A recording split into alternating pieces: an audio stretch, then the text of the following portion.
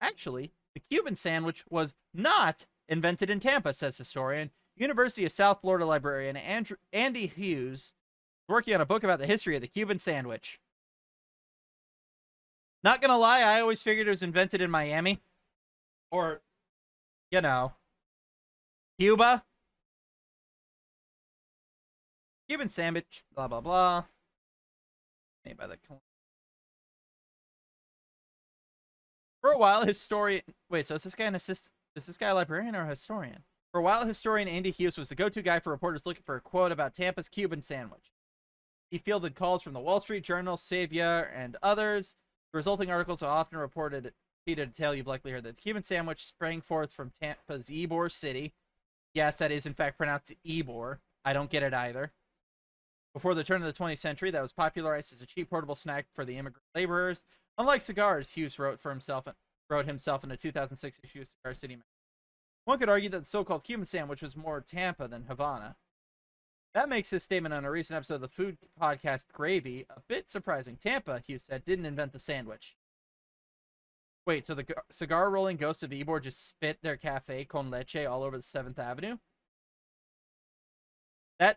This doesn't need to be here. Fuck off.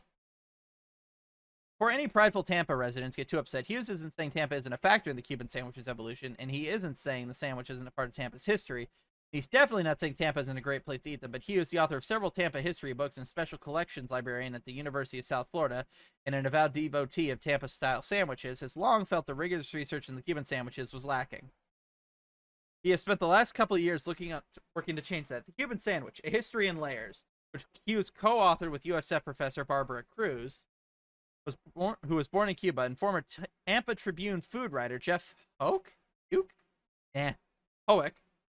be published by the University Press of Florida next year. Everyone in Tampa will tell you a different story with passion and certainty about what is their grandfather's city, old Tampa Bay Times. But I decided if you're going to write a book before anyone's living memory, I'm not trusting anyone but the written sources say. Hughes tracked down documentary evidence, mostly in the form of old newspapers and menus. The book cites about 500 sources, including many from Cuba. Okay, so I was right.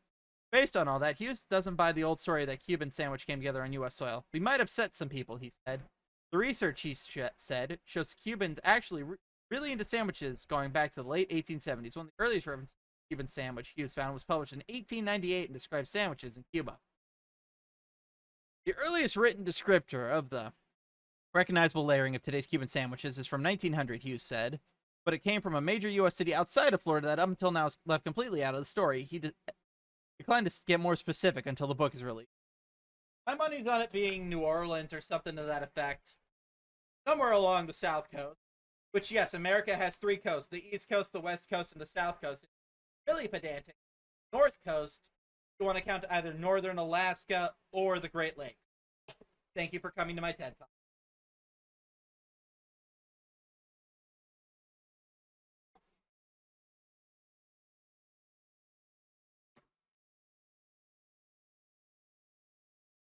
Where was I?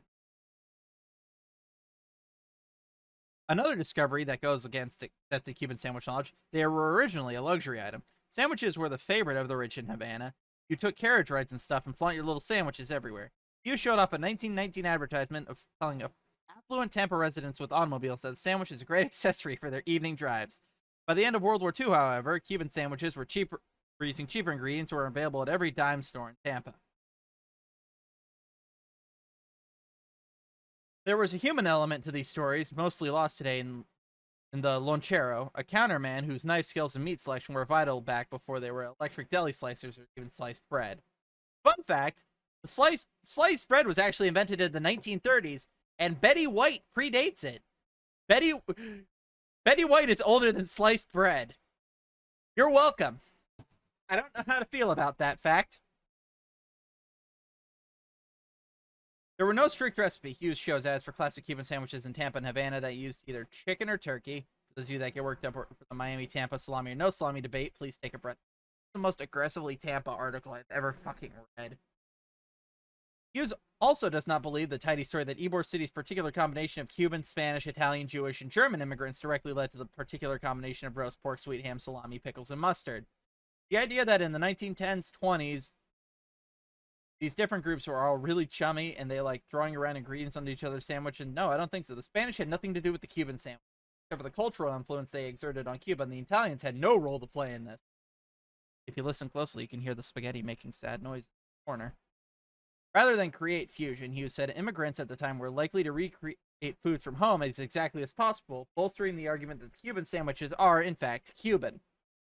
Hughes believes that the ingredients rarely got pared down to the austere sandwich we know today during the later wave of Cuban immigration, especially into Miami in the 50s and 60s, when keeping the price low to serve refugees became crucial.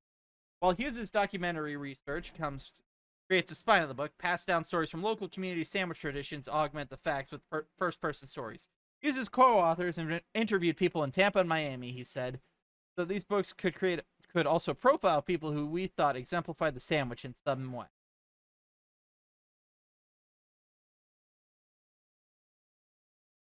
Well, that was an interesting read about a sandwich I don't particularly care for. This is just guerrilla marketing to make me want to order a Cuban sandwich for dinner, and it's working.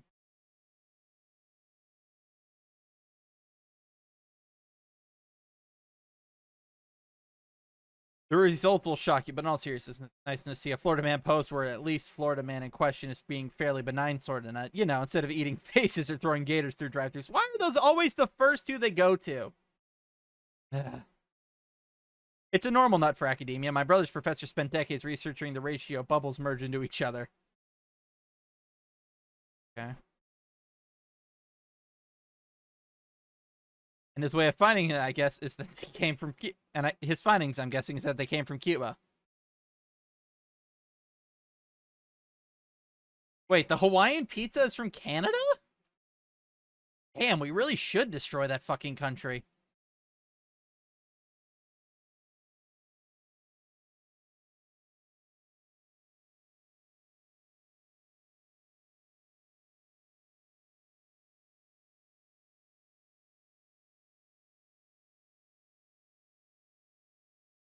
Yeah.